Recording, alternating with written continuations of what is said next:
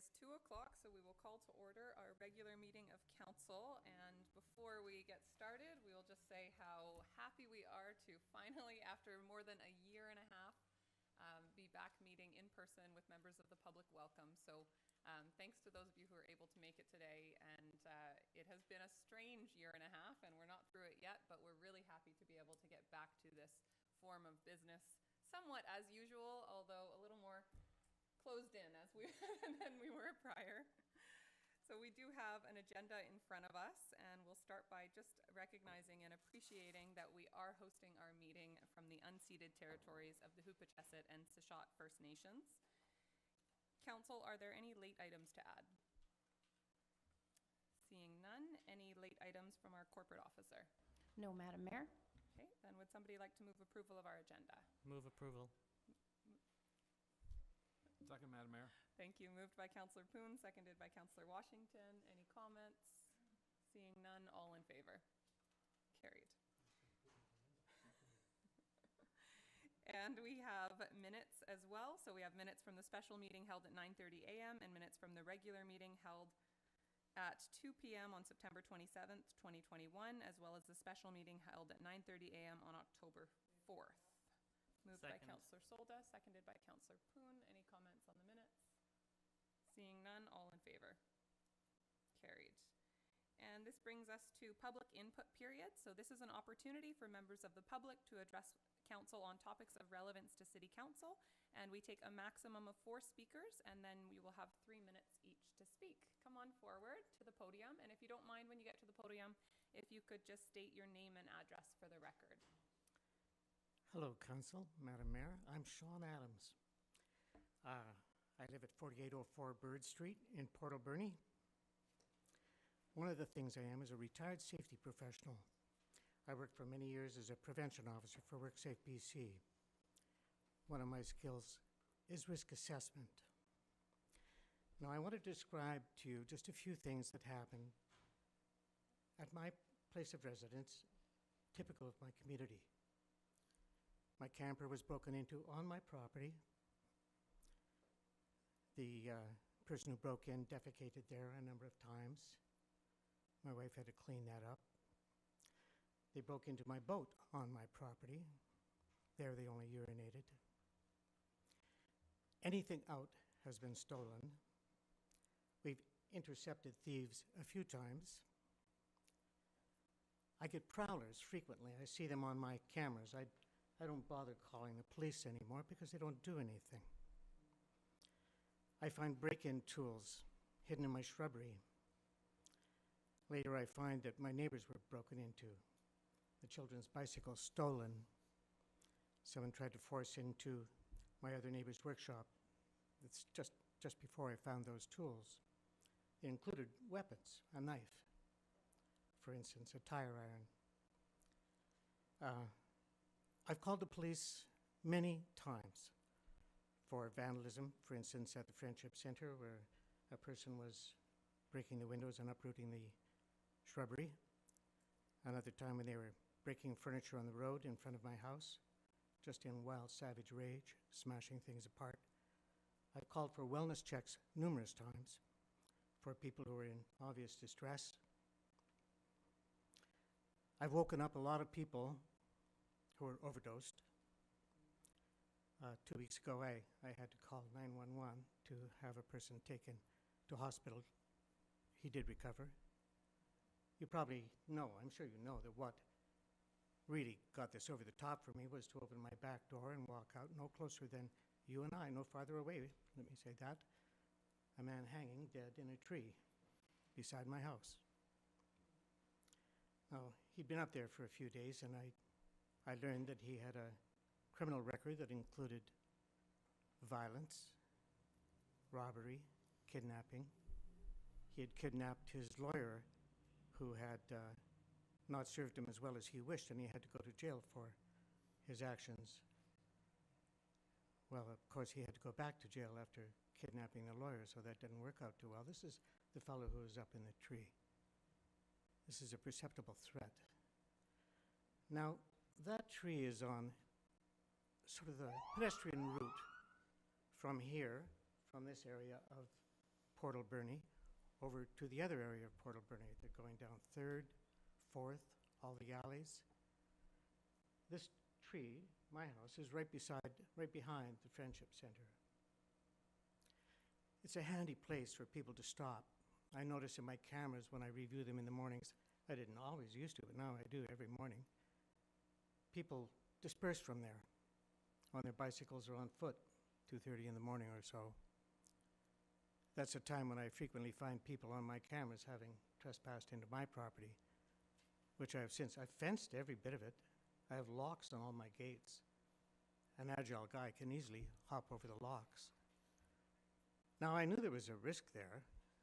It was early and easy to observe. I mean, I would pick up the needles.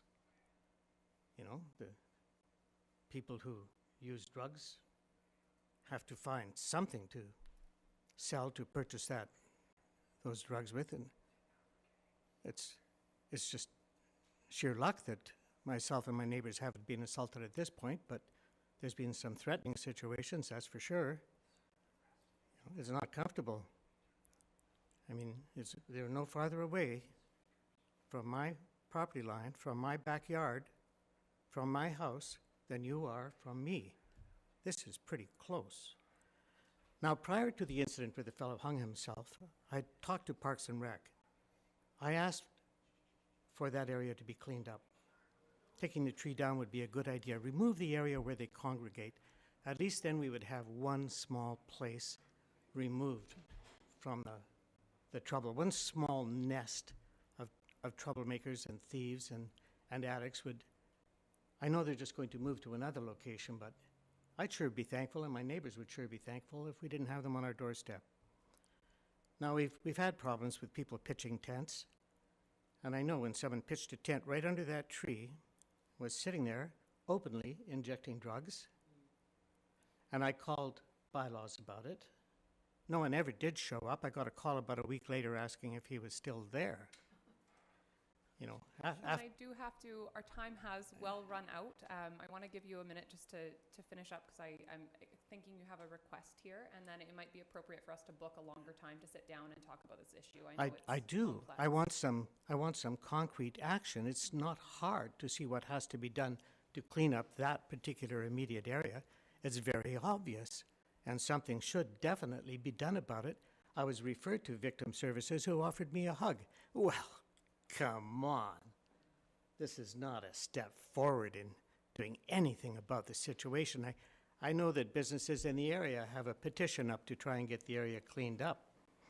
Well, you know, we people living there, man, it's like living in the apocalypse now. It's like living in East Vancouver on the street. So I would like to have some time to talk about this. I would like to see a meeting arranged between myself and any other interested parties. There were some who approached me wanting evidence to sue the RCMP or Parks and Rec or whoever they could, but they don't have the funds and no one's going to do it pro bono. So if we could meet with the city's safety manager and whoever else is interested, all at the same time in one room, find a solution that's going to work for everybody, because at this point in time, nobody's even putting up a street light or fencing it off. Nothing, absolutely nothing has happened. I do have to cut you off now. I'm sorry, Okay. We've given you quite a bit of extra time, but I do recognize that this is a really important issue. This just unfortunately isn't the place in a council meeting where we can go into more detail. We are restricted to 3 minutes, but that said, I would be happy to arrange a meeting to be able to go into this in more detail. So appreciate All you right, bringing will it someone be forward. contacting me to arrange that meeting then? Yes. Okay, and we're looking over at Twyla. Okay. Thank Looking you very forward much to it. for coming forward Thank today. you. Okay, are there any other members of the public who would like to speak today? Oh, sorry, couldn't see you behind there. Come on forward. Can I give you Absolutely.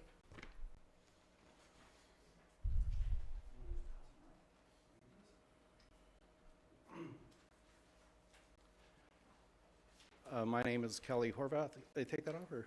Yeah. My name is Kelly No, Horvath. sorry, you do have to keep it. I believe our rules are when we're standing, they have to be Okay. on.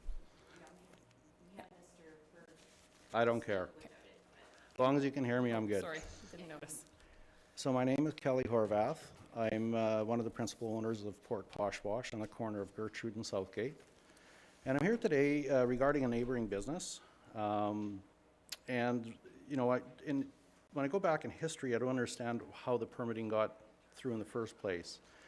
We've asked some questions with city staff. Didn't get a lot of resolution out of that, so we did some digging to look at what should have happened. So in the permitting what should have happened in permitting when it was a change of use from a flooring store to a pub and restaurant brewery, it should have went through section 712 for parking, loading requirements, etc. It has none of them requirements. It has no parking, it has no garbage area, nor does it have any, loading area. But the baby's out. It's got a permit. But I'd sure like to see that in the future, that a microbrewery, as soon as you have tables and you serve alcohol and food, it's a pub, it's a restaurant. It needs to follow under them guidelines. If you make your own beer in the back, sure, whatever. I see other ones are popping up like this. I don't know what the situation on the permitting is, if there's different zones and they're getting different treatment. But this brings us to the COVID tents. And this is a major safety issue. And, I'm only here. Other people wanted to come here, but they all got day jobs. And there's only so many people that can come. Them tents don't allow for any sidewalk access. They don't allow for wheelchairs, walkers, or even proper physical distancing walking down the sidewalk. There's no sidewalk on the other side of the street. So I don't know why they're there. Is public safety not important? Is the other taxpayers from the condo and so forth that need to use this sidewalk, are they not important? Why are we getting one person, one business, the gain of all of this public amenity? It makes no sense whatsoever. We're not in favor of them impeding into the sidewalk. There needs to be proper sidewalk there, left over, that can pass pedestrian traffic through. Presently, people have to go out onto the street onto oncoming traffic. There's no loading, so the truck parks in the middle of the street, and you got cars going around it on each side, and you got people on the street. So I would sure like this to be looked at and rectified, so we have some type of safety in the neighborhood. Thank you. Thanks very much, and thanks for providing this as well for more information. Okay. Are there any other members of the public that would like to speak today? We do have room for 2 more speakers still. Okay, seeing none, we have no delegations today and no unfinished business, so we'll move on to staff reports. Item number 1 is accounts. Councillor Washington. Thank you, Madam Mayor. I move that the certification of the Director of Finance dated October 12, 2021 be received in check numbering 149202 to 149279 inclusive, and payments of accounts totaling $1,484,903.19 be approved. Thank you. Seconded by Councillor Solda. Any comments? Seeing none, all in favor? Carried. And on to item number 2 from the Manager of Community Safety. We have the UBCM Strengthening Community Services Grant Project. Welcome. Hello, my name is Chris Baker, Manager of Community Safety. Good afternoon, Madam Mayor, members of council, members of the community. We're bringing a report and recommendations today that relate to putting the funding that the city received from the Union of British Columbia Municipalities to work in our community. For consideration today is the portion of funding allocated to the Community Safety Department for cost recovery. By utilizing this funding to engage Bespoke Insights Consulting, we will be supplementing the community safety team with the exact skill set required to maximize the effectiveness of this project. The coordination hub model proposed to support the UBCM Strengthening Community Services Grant Project will allow for frequent contact between the service providers and the other participants in each coordination hub. And the goals of the coordination hub are, the coordination hub model are increased coordination of service implementation, upstream service planning, increased interdependency management between related service providers. I'm happy to answer any questions that you might have about this, and definitely I would also like to express how excited I am about this this project. This is going to be take part over almost the next year, and I think it's going to really do a lot of good in this community. Thank you. Thanks very much. Are there questions from council?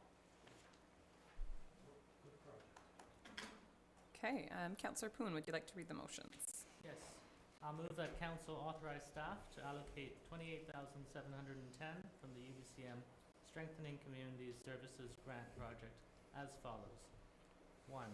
Authorize staff to enter into a service agreement with Bespoke Insights Consulting for the provision of services related to the facilitation of a coordination hub and other related duties in the amount of $15,390 excluding GST.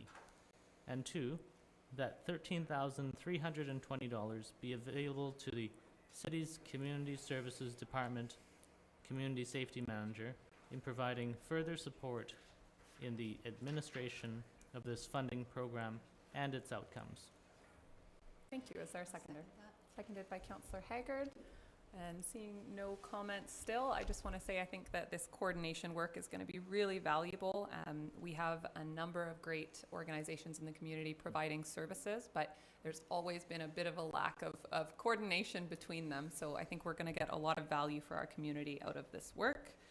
And with that, on the motion, all in favor? Carried. And thanks very much for your work on this. Thank you. Okay, and item number 3 from the Director of Development Services and Deputy CAO, award of consulting services for the official community plan. Thank you, Madam Mayor and Council. So the City of Port Alberni issued a request for proposals for consulting firms to assist in the completion of a new official community plan. The city did receive 6 proposals from qualified consulting firms. The city's official community plan is a key policy document that helps guide local government decisions. It's been 14 years since we last did a review and adopted a new OCP, and this community has changed substantially in that time. The city is currently experiencing strong growth and development pressures, which make it even more important to have an OCP that accurately reflects the community's vision for the future. All the proposals that we received were within the allocated budget for the project. Staff have evaluated the proposals based on criteria, including the project understanding, methodology, team qualifications, work with First Nations, as well as public and stakeholder engagement. Again, I just want to reiterate that this will help, the new OCP will allow the city, its First Nations residents to engage on such big issues such as growth and infrastructure, sustainable development of residential, industrial, and commercial areas, the future of our waterfront, climate change, community character, just minor things that really help make our community and help reflect what the vision should be. The staff is recommending McElhaney Limited as the best consulting firm to help to assist the city in this project, and I'd be pleased to answer any questions. Thank you very much. Are there questions from council? Councillor Haggard. Thank you, Madam Mayor. Scott, you said that you received 6 proposals and they're all under budget. So what made this one particular company stand out from the others? When we do this type of work, like the financial part is, council committed that money in the budget. So we're really looking for the like I said, the best understanding of the project methodology, what the city is looking to do, the team that they put together, their qualifications, the hours that they're allotting to this work, who on their team is doing that work. So it's all those factors that go into looking at what we think is going to be the consultant that assists us, because there'll be a lot of public engagement. There'll be a lot of input from council. There'll be a lot of input from First Nations and others to make this work. So you look at, you know, their capabilities to get what we feel will be the best product, the best plan for this community to go forward. So it takes a lot of discussion and digging deep into those. And I can say they presented a very strong proposal, and we'd be very pleased to work with them, and that's why we're recommending them. Yeah. Thank you. Councillor Poon. Thank you. I'm really excited for this work to happen and for the public to be involved in this project too. I just wanted to know, did you look into what other municipalities this consulting firm had been involved with in OCPs, and you know, if they were successful projects or successful OCPs? So that's also part of the evaluation is their team experience, the work they've done, and that goes a long way into, and the work that we feel that this community needs to discuss and to do. So it even gets down to that type of work. And like I said, the team of experts that they've put together to be part of this project. Excellent. Councillor Solda. Thanks, Scott. You know, I was there in 2014 when it was presented to council, and I think we've come a long ways in this community, and I'm really looking forward to seeing what new things will be added to the plan, and there's a lot more players in this community that will be involved, and I'm just really excited to see where we're going with this. I think it's going to generate some great discussions within the community to see, okay, where does this community see itself in the next decades? Thank you. Sure. Councillor Solda, would you like to read the motion? With pleasure. Is it going to be brought up there? Oh, okay. I'll move that the council award request for proposal number 012-21 to McKinney Limited, who will assist the City of Port Alberni in a review and update the city's official community plan in the amount of $148,807. I'll second that. Seconded by Councillor Haggard. Any final comments? Seeing none, all in favor? Carried. And item number 4 from the Director of Corporate Services, we have license to occupy agreement for the Grassroots Homelessness Coalition. Is council okay if I remain seated? I don't think my mic's working now, is it? Okay. So, thank you. So, as communities continue to face challenges with providing shelter to vulnerable, unsheltered populations, and in response to events that transpired throughout COVID pandemic and where we continue to find ourselves, the Grassroots Homelessness Coalition was formed. Members of the coalition have been working with city representatives to identify ways in which the city's unsheltered population could receive food and shelter when local organizations or facilities are either closed and or at capacity, and when the weather is unfavorable. The City of Port Alberni and Grassroots Homelessness Coalition conducted a pilot project in 2020 and 2021, at which time the Grassroots Homeless Coalition demonstrated their ability to provide temporary warming places successfully. Given that success, the parties would like to formalize this service going forward and suggest that we do so throughout the more challenging winter months. A draft license to occupy has been created, and 2 locations have been identified that would allow these temporary warming places, one being Tidebrook Park and the other properties at 4th Avenue. It is proposed that the license would be applicable and in effect from October 15th until April 15th of 2022, with an option for renewal subject to performance on the part of the coalition. Other additional items that are captured in the agreement is that the timings as to when the warming places may be implemented, and right now the agreement speaks to as early as 7 o'clock and going through till the following morning until 8 a.m., with the caveat that the Homeless Coalition could set up as early as 6 p.m. The other caveat is that the warming places must be monitored and staffed during all hours of operation. Warming places must be completely dismantled and the property returned to its original state within 2 hours after the closure. and that licensee must ensure waste collection is provided and being managed accordingly during operating times. This includes removal of those provisions when the warming places are closed. So to summarize, recognizing a need to provide shelter to the city's unsheltered population during incremental weather, a draft license has been prepared. The coalition did demonstrate its ability to provide these services through a short-term pilot program.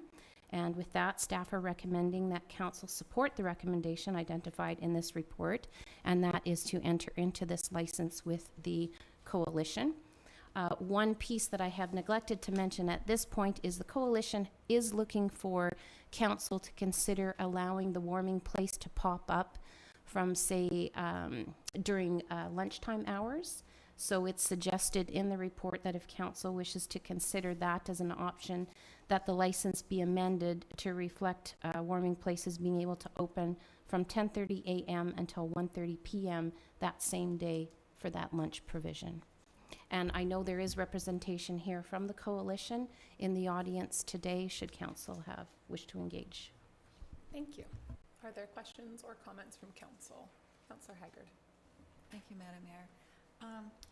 I'm questioning the request to provide a lunch service on weekends and holidays, because it's my understanding that the Bread of Life already offers this service. And as we understand that there is a lot of duplication of services in this community, and that's where we're giving funding for Coronation Hub. So I feel this is just a duplication of services. May I suggest that this coalition work with the Bread of Life and maybe provide food after hours when the Bread of Life is closed, to make a wider spread around the community in order so that these people can be fed that need to be fed, because I feel they're just duplicating, and I think when you duplicate services, it waters down volunteers and donations and that kind of thing. Thank you. Lisa, if you want to come forward and comment just on, yeah, if you'd like to, you're welcome to. I think it would help to have some clarification around the lunch times and what the hope is there. All right. Hi, guys. I'm Lisa George. Most of you know me. It's not a duplication of service, because right now the drop-in center is only 10 to 4. We're finding the vast majority of our friends are out late evening. A lot of them don't surface till noon. So it's 6 o'clock's early, but it's nice to have that opportunity to do such. We're volunteer-based. We're not funded in any which way. Midnight's usually our closure, because most of us have daytime jobs that we have to still function at in the morning. 10:30 to 1:30 is great. Is it necessity? Not so much, because yes, it is a duplication. On weekends, holidays, where all other services are closed, we're seeing a lack of service. So it's just opening up, essentially, times and hours and not being so stringent. We don't want to overlap. None of us want to be out in the cold if we don't have to, if somebody else is already doing it. We also volunteer our time to the Bread where they're short-staffed, and do shifts there if need be. It makes sense. But where are we missing the pieces? And that's what we're looking to figure out, those gaps. Yeah, just to clarify, I wasn't referring to the pop-up centers in the evening. I was referring to the lunch services, because I'm under the understanding. Well, and the truck goes out regularly, right? But there is times it doesn't. And we found a big lull last year over Christmas and New Year's. There wasn't a lot out there. They did the best they could with what they had, and if we could fill, great. It doesn't need to be set in stone, but. Okay, so you're not saying you're going to be doing this every day, just when their need is there? Okay. Nope. Thank you for that clarification. Thank you. Councillor Solda? I actually popped into your pop-out center, and as well as the Bread of Life, and I don't see a duplicate, because you're not giving full cooked meals, and it's just a quick stop type of thing, where the Bread of Life, they can sit and relax, and they have juice and et cetera, et cetera. But I think it's a great service, and I think there's a need for it. And if you're in one side of the community and the Bread of Life's on this side of the community, some people just can't get from A to B. And so if they have an option, I think it'll take them off the streets and put them in your area, and you can they have a place to sit and relax. Well, and that connection to pressure. resource or just somebody, a familiar face, if that's all they've got. We don't want folks hanging around. We really don't. Grab a meal, have a chat, let us know you're safe. Exactly. I'm hitting the red button here. I just found that there was muffins and stuff like that, and it was enough, and hot chocolate. It was good. Thank you. And just recognizing, I think what I'm understanding is your intent is to offer the additional lunch service for the most part when the Bread of Life is not open, If but possibly needed. in situations where you might just find there's an extra need. And as we've seen with shelter services as well, one service doesn't necessarily fit all types of people. So yeah, no, that's excellent. Any other? Councillor Washington. Thank you, Madam Mayor. Thank you for your presentation. In the contract, I guess it says that the licensee must ensure waste collection. That includes like a porta potty at these locations? Porta potty or another alternative. So Okay. we're exploring options because it sounds easy, but a porta potty's on a weekly rental, and I've spent a lot of time on the phone this week. And to have it dropped off, picked up. We would like to ideally be around 3 days a week in those later hours. That's not desirable. So we are looking at other options. We do know that we are committed to having to look after that piece. What the final decision is to come. But we don't want people peeing outside. Thank you. Councillor Solda. Just another question, Lisa, just so the public knows. In your last year trial runs, what was your stats? How many people actually came and used? And that would be actually a really interesting. Should have brought my book. 35 at minimum per night, and that's in a 4-hour window. Okay, so, I mean, and if you took that comparison to the next night, we'd still have that 35, but not all 35 are repeat. We have new faces. Somebody tells somebody else, and it goes forward. I figure we've got just about 100 people on the street that we're servicing at the moment. And we're still trying to, just because we've come back up and running with the yucky weather coming back up, and we're missing a bunch of folks, and we've got a lot of new faces out there. So. Thank you. Who would like to read the motion?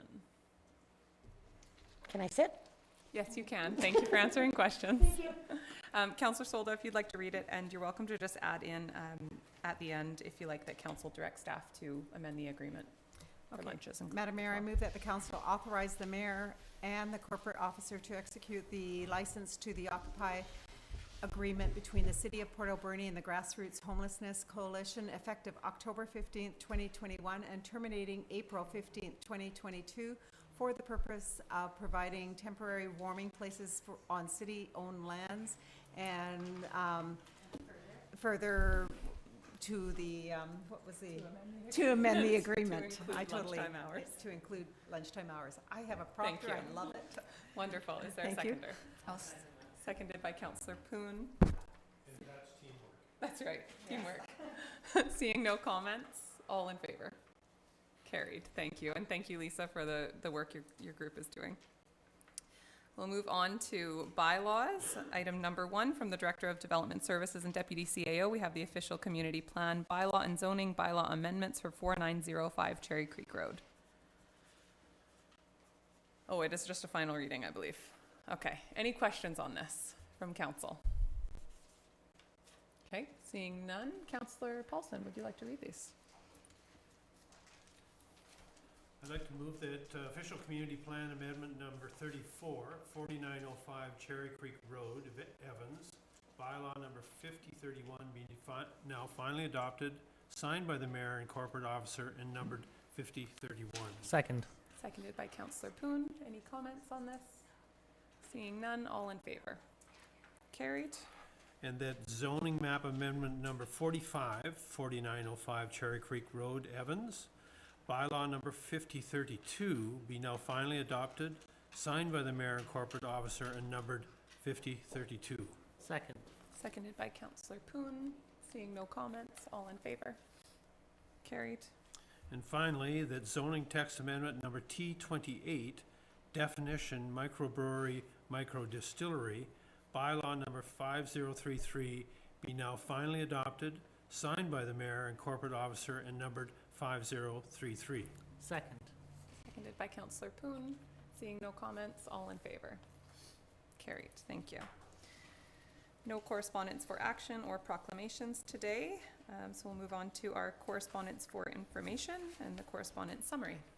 Thank you, Madam Mayor. So 5 pieces of correspondence for summary. One from Mr. Powsey regarding traffic concerns in the area of 3rd Avenue and Neil Street. We have correspondence from the UBCM, which speaks to the province's response to Council's 2020 resolution, which, if you will recall, was the working forest. We have correspondence from Rebecca Terapaki regarding cannabis odor, and Bob Kinggeeser regarding intersection upgrades at 10th Avenue and Dunbar, and again at 10th and Redford. And then correspondence from Mr. Fraser, which is a follow-up regarding the Hammer Throw Field. Thank you very much. Councillor Solda. Madam Mayor, there's 2 that I'd like to pull and refer them to the traffic advisory, which is number A and number D. Absolutely. And I'll just add to that, the traffic safety concerns in the area of 3rd Avenue and Neil Street. I did have a meeting with the RCMP today, so I did bring that to their attention, the concerns that have been expressed in the letter, but we can forward that to the Traffic Advisory Committee as well. And I'm wondering on D from Bob Kanigeeser, if we could, maybe our Director of Engineering here, there you are. I'm wondering if we could get, I know we went kind of back and forth on this one when we did direct the changes to 10th and Dunbar, and we did talk about changes to 10th and Argyle. Maybe you could give a bit of information about what that process will look like, and I'm trying to get an understanding of how far apart those 2 traffic changes would actually be implemented. Definitely, and first kudos to Mr. Kanigeeser, because he's absolutely right. He's probably one of the many retired engineers we have in town here. The process we started many months ago was we wanted to try to do some improvements this year. So we were doing an analysis of all of our intersections, which we knew would take time. But in the meantime, we wanted to actually see if we can start some of the projects, which we knew 10th and Dunbar and 10th and Redford, because of the fatalities and the incidents happened at those locations, that they were a priority. So we started a conceptual design on those while we're looking at these other intersections. So I was talking to the transportation engineer doing the intersection study late last night, and he promised it first thing this morning, but I haven't seen it yet, that he was going to finish that study, because those 2 are going to dovetail together. And we've had conversations about these intersections like 10th and Dunbar. For instance, we can improve the lighting, or we can improve the signage, or some of the paint lines. Let's do that now. But then the left turns we wouldn't want to remove until we had done something at 10th and Argyle, because then we're just creating a future problem for ourselves. And he's absolutely right in that what we had talked about is, depending on what that solution is at 10th and Argyle, and we think that a roundabout makes the most sense, is that you would eliminate those 2 lanes going eastbound on Argyle, reduce that to 1 lane, because you don't need it for the amount of traffic there, even with the future traffic being directed there, and then improve that corner at Anderson. So you'd want to do that first, and then build something at 10th and Argyle, and then do 10th and Dunbar. But we're hoping to still do the improvements at Redford first thing next year, and then some improvements at 10th and Dunbar. One of the challenges this year as well is materials. We order materials, and it takes anywhere from 2 months to 6 months to receive anything, and everyone's seeing that. So it has been a challenge. So we do recognize the buildability of all 3 of these intersections, and ideally, when I bring this report to council on all the intersections, we'll talk about that 10th and Argyle, because it is high on the list.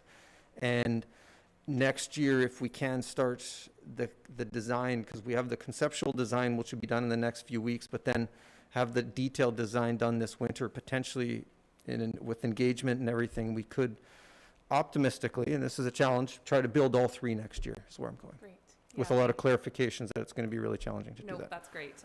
Thank you. That's really helpful to know. And I think that especially if we could do some preliminary safety improvements to that 10th and Dunbar, I think we want to be cautious of not slowing down the pedestrian and cyclist safety in order to not cause a bit of backup for cyclists. So if we can make some improvements there and then try to do the big work at the same time, I think that would hopefully flow really nicely. Councillor Solda. Thank you. That's one of the reasons I voted against, because I wanted more from the project. And I can't speak on behalf of Councillor Postlin because he voted against too. But the roundabout is something 10th and Argyle has been spoken in past councils. And it'll be interesting to see when we see another preliminary drawing or something like that. But I'd like to see it done now. Sorry. Now, sure, now would be lovely. Thank you. Councillor Paulson. Yeah, just one of the reasons why I was reticent in supporting the no left-hand turn is I drove that corridor every day, 4 times a day, and what really struck my mind is weather events. And as you back traffic up, as you know, you come out of the dip and you come up to 10th and Argyle, maybe about a half a block, it tends to dip back down into the dip if you're heading north or stopped on the hill. And in a weather event, it becomes a real problem. And also the road slightly tilts to the west. And I've seen lots of cars get stopped on that hill waiting for the stop sign and try to get going again, and all of a sudden now they're up against the curb and up on the sidewalk on the west side. So until we make some kind of informed decision on 10th and Argyle, I don't think it would be great for us to add more traffic to that stop sign by eliminating Dunbar. I also looked at Dunbar, and I think that if we just maybe even with center median, we could change the direction or the angle of the left-hand turn so that people can't cut that turn. That's a problem. I mean, the lady on the corner there had somebody right in her driveway and broadsided her car halfway up the block there, but maybe we could cut that angle so that people cannot cut the corner. Listen to me, the engineer. Yes, thank you. Thank you. So just a reminder to council that council has given approval to the 10th and Dunbar works to be done, but I do think I'm hearing consensus around the importance of doing the big pieces of the 10th and Argyle piece at the same time. So thank you very much for that update. It's helpful. Can I rudely interrupt? Is there going to be an option for the public to mention about the homeless issues? There, an option to speak today, or there is a question period at the end. It is not just public input, but certainly an opportunity to ask questions. Okay, and Madam Mayor? yes. Director Thorpe isn't here today, and I had a few questions about this hammer throw field. Should I wait till next time or express my questions today and maybe she could follow up, or? Yeah, if you have questions, Yeah. if you would like additional information as well, you could put that in there in a request for a report if you like. Okay, great, thank you. Do you want to speak now? Sorry, I thought you meant next time. Sorry, no, go ahead. I was just wondering, was this a one-off event? Was this an annual event that happens? Was it part of a track and field event? Like, I'm really confused about actually what it was. If it's an annual event, like, I think Mr. Fraser's probably correct, we shouldn't put it in and then take it out again. If it was a one-off event, then it makes sense. But if it's an annual event, we are currently, if I remember correctly, we're in talks about a lease agreement with the Fall Fair. Perhaps we could take that little piece out and just keep it as a hammer throw field then. Yep. So maybe just some questions for clarification. Thank you. Tim, do you need us to specifically ask for a report on that, or could the Director of Parks and Rec just respond at the next meeting? Madam Mayor, the Director of Parks, Rec and Heritage could respond to that verbally at next meeting, but if there are further questions that council wants to know, if not, great. If you have other questions, it'd be nice to have them all, and we'll bring a written report. Okay. Rather than chase this thing down the rest of the year. Okay. Are there any other questions from council? Okay. Okay, so if she could verbally respond at the next meeting, that would be fantastic. Thank you. Any other items of correspondence people wish to speak to? Okay, I just wanted to update on... Well, you have to wait for me to go now, Councillor Paulson.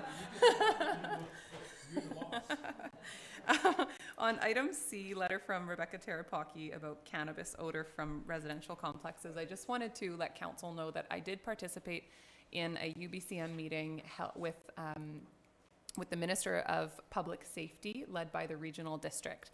And the topic of that meeting was cannabis odors, specifically from not the new system of Health Canada approved facilities, but for personal grow licenses and kind of the secondary old system that does still exist.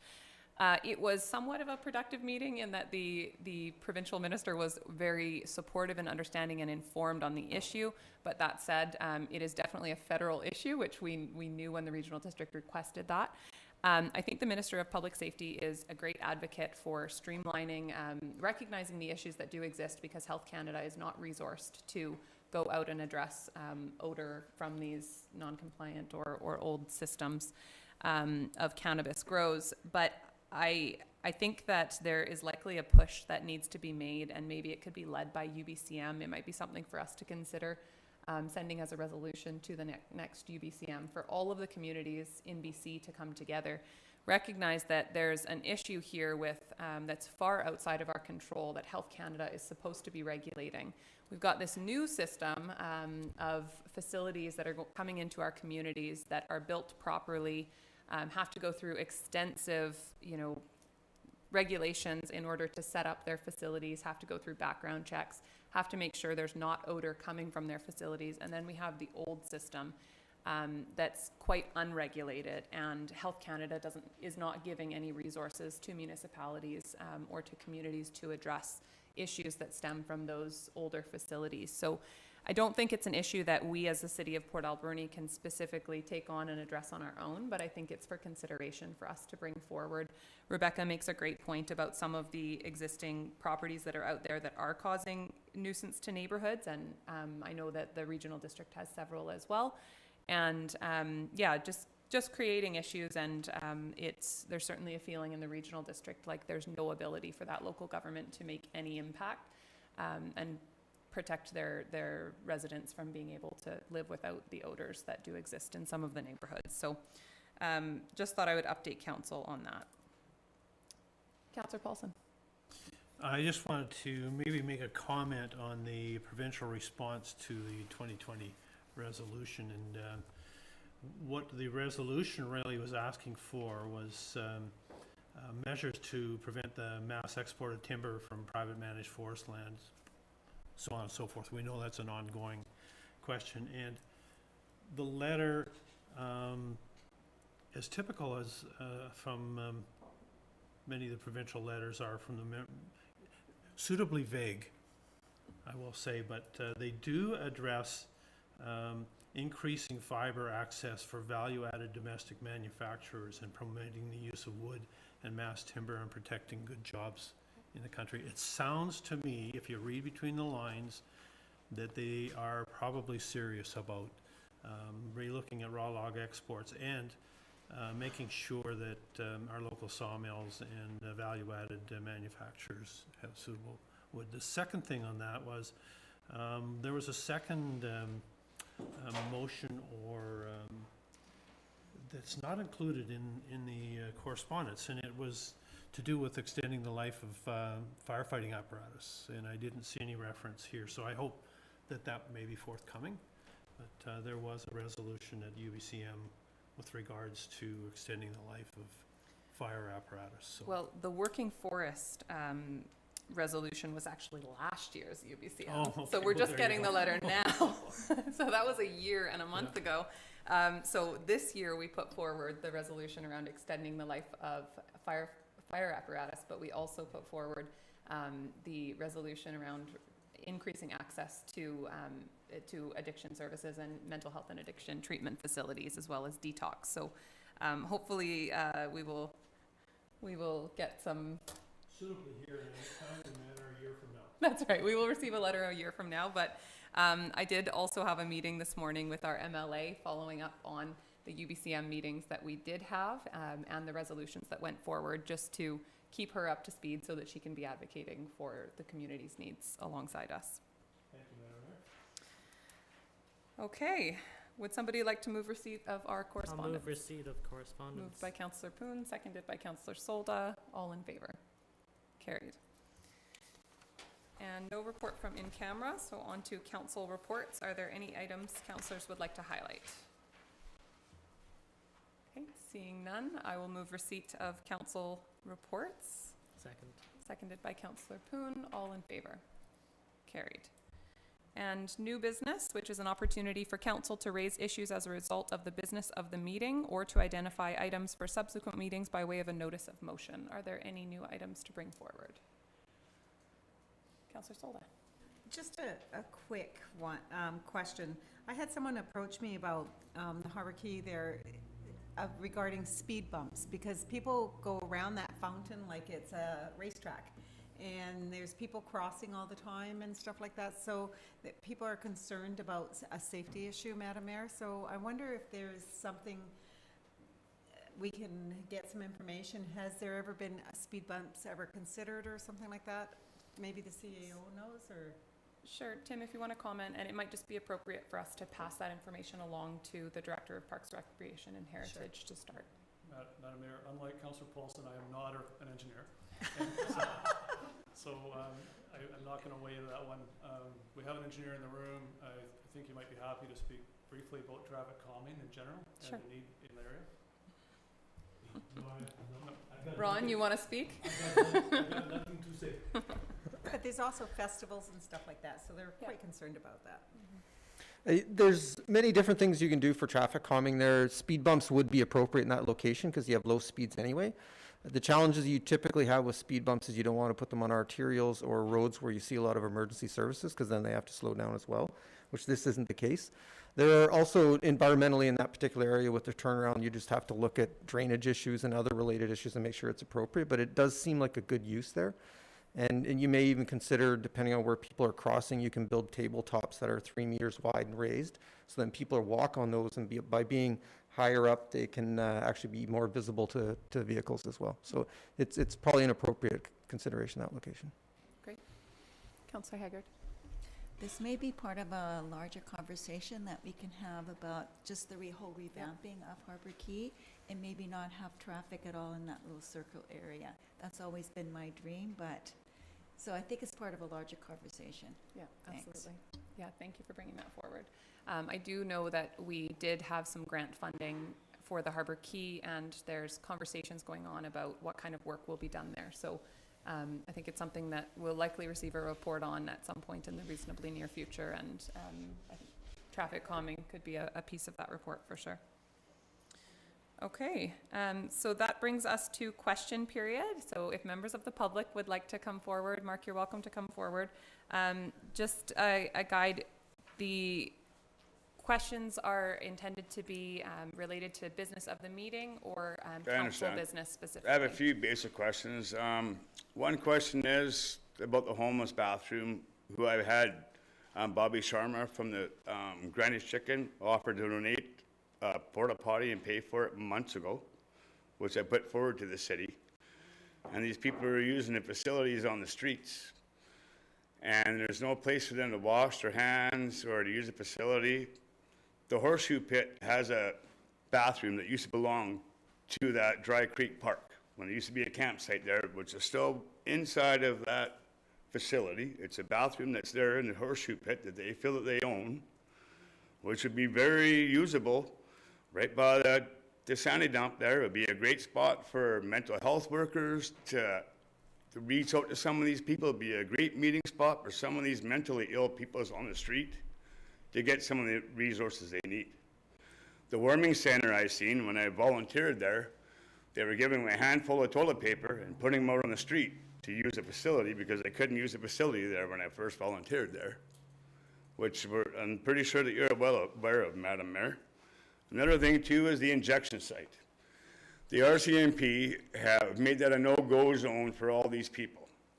Well, that is where the most vulnerable women in our community hang out, because there's cameras there. They feel safe there. All summer long I go by there and say, why are you guys hanging out here? Why don't you go to Dry Creek Park? There's shade, there's grass, there's trees, because there's cameras there, because they feel safe there. And now the city and the RCMP have scattered these people, the most vulnerable, homeless, street working type women. And if you drive down 4th Avenue, there's living on the sidewalk there. Just let me Mark, finish. I do have to ask if you have a question, because Well, this my is question question is, period. my question is, I've been asking for over a year about a bathroom facility. Me and you discussed it many times, discussed it with your husband many times. I had a business owner willing to pay for it entirely. I heard Lisa George comment on figuring it out, and I had somebody who would pay for it. And these people are still pooping in the streets.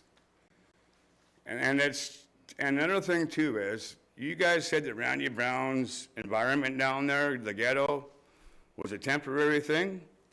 I don't see any fines going there. It seems to be acceptable today. Not sure if we're able to comment on fines, but there Well, I certainly mean, are I don't fines know, but happening. I just say, my question is, where is the hope for these homeless people? Is there any hope for them in this valley? Okay. Thank you for your question. Are there any other questions from members of the public? Okay. Thank you. Would somebody like to move adjournment? Move adjournment. Okay, moved by Councillor Poon, seconded by Councillor Solda. All in favor? Carried. Thank you, everyone, for coming.